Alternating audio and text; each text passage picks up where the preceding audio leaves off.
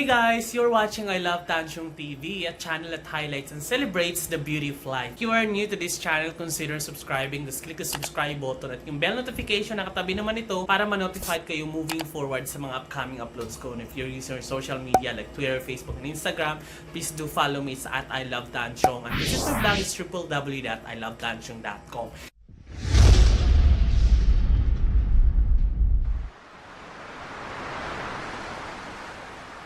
Sobrang saya ko ngayon dahil Lunes ngayon, Monday, March 18, 2019. Naka-vacation leave ako ngayon para lang maglinis ng aking tirahan. I'm pretty sure na panood nyo na yung video ko about nung una kong ni-raid ako dito ni Princess na sobrang dumi yung bahay ko. So sabi ko, aayusin ako, mag-vacation leave ako dahil sobrang daming ipis kaya kailangan ko nang maglinis talaga. Since naglinis ako, ipakita ko sa inyo kung ano yung mga pagbabago kasi nag-arrange ako guys. So ito, tingnan nyo. Ayan guys, sisimulan ko dito. So dito, ito yung mga nilabhan kong sapatos. Yan, yung walis, nilabhan ko yung sapatos ko dahil kailangan kong, since naka-VL ako, so nilabhan ko na siya. So ito na yung mga lagayin ko ng sapatos. And then, ito na yun. Hindi ko pa na-arrange to guys ha. Technically, hindi ko pa to na-arrange.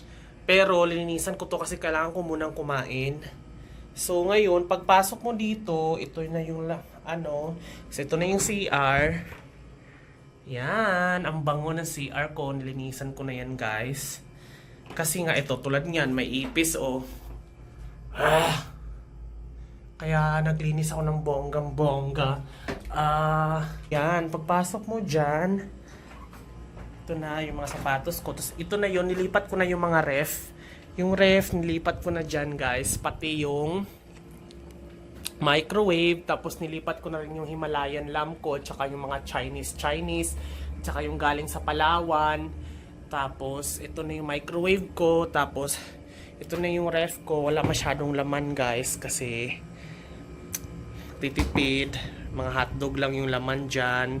Tapos, itong cabinet, pinatong ko na siya guys. Ito na yung mga hanger ko. Yan, tapos yung mga document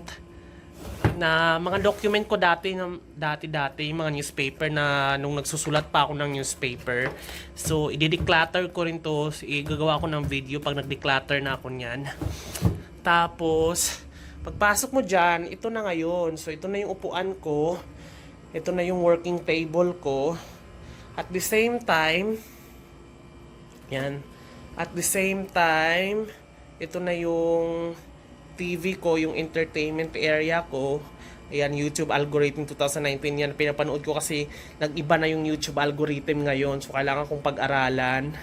And then, ito na yung Chinese ko, tsaka yung YouTube Keme ko. Tapos yung Wi-Fi. Ayan, dyan lang. And then, ito na yung speaker ko. Ayan. Tapos, ito na yung laptop ko. And then, pagdating dito, wala na pa namang pagbabago. Ito pa yung kurtina ko. Hindi pa kasi ako nakabili ng guys, double-sided. Ano ba yun? Yung blackout curtain. Tapos, ito na yung higaan ko. Yan yung higaan ko, guys. Tapos, ito na yung ginilid ko na siya. Diba dati nakaganyan siya. Ginilid ko na siya para malaki tingnan. Tapos ito na yung mga damitan ko. Hindi ko pa natupi. Kasi nga sa kakain, nagugutom pa kasi ako kaya kakain muna ako. Tapos ito yung mga mattress or mga tuwalya. Diyan na siya. Tapos, yung lababo, ganun pa din. Tapos dito na ako magsasaing. Tapos, ito ang ginawa ko dito. Pinasok ko siya sa loob. Kasi ito yung foldable na ito yung foldable kong dati, yung table. So ipinasok ko na siya, bali dito na ako kakain. Tsaka ito na yung working table ko, dito na ako mag-ayos ng sarili, magsasalamin. Tapos dyan na rin yung mga gamit kong lotion, pabango, tapos mga gamot. Yan, yung mga medicine kit ko. And then dito na rin ako, bumili na rin ako ng ulam guys, na ang laman ay, ano ba tong laman na to? Bumili ako parang 70 pesos tong dalawa na to Ano ba to palang? Okay, sinigang. Bumili ako ng sinigang. Mas marami na rin yung sinigang ha. 35 pesos sa labas na. Sa labas. Tapos Yan, dyan lang muna yan. Tapos, ano pa ba itong binili kong isa?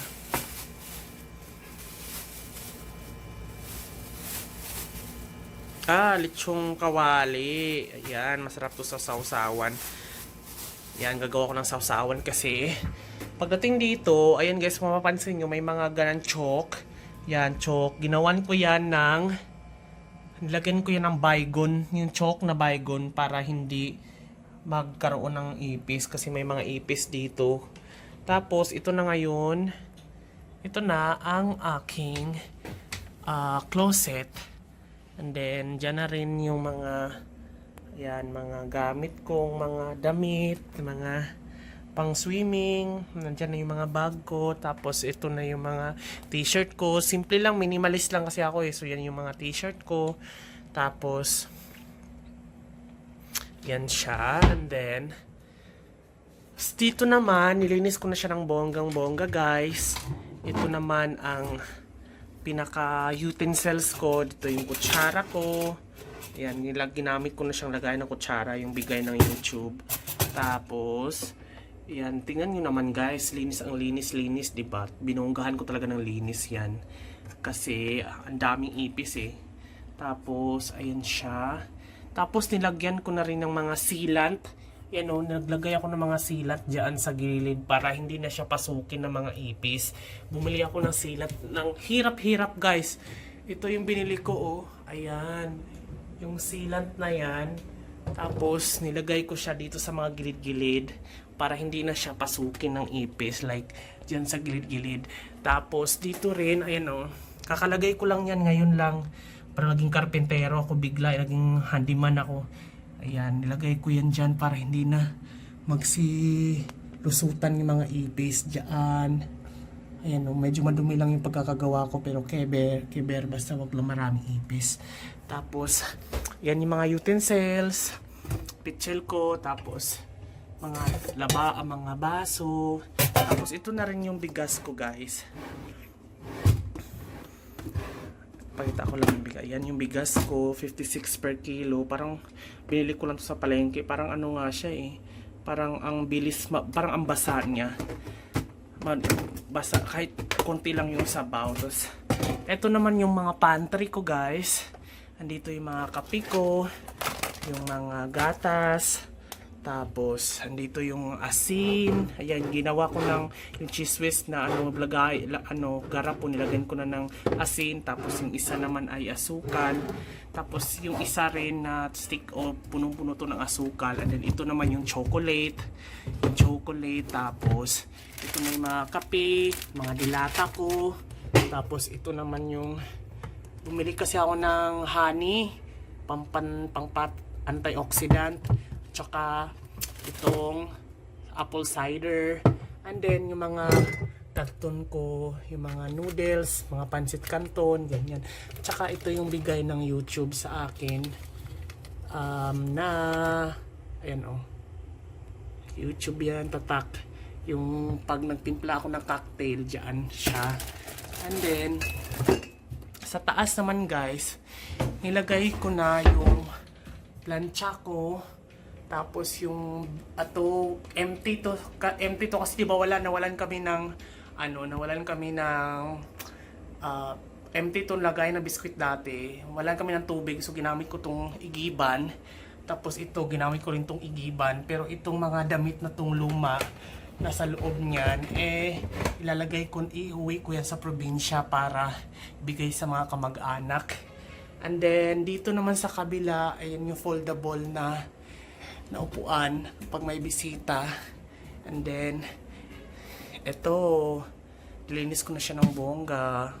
Medyo ito yung mga anong tawag doon, yung sealant.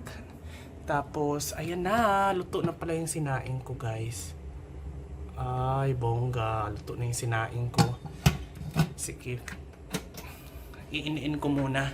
Tapos ito na yung lababo, ito yung water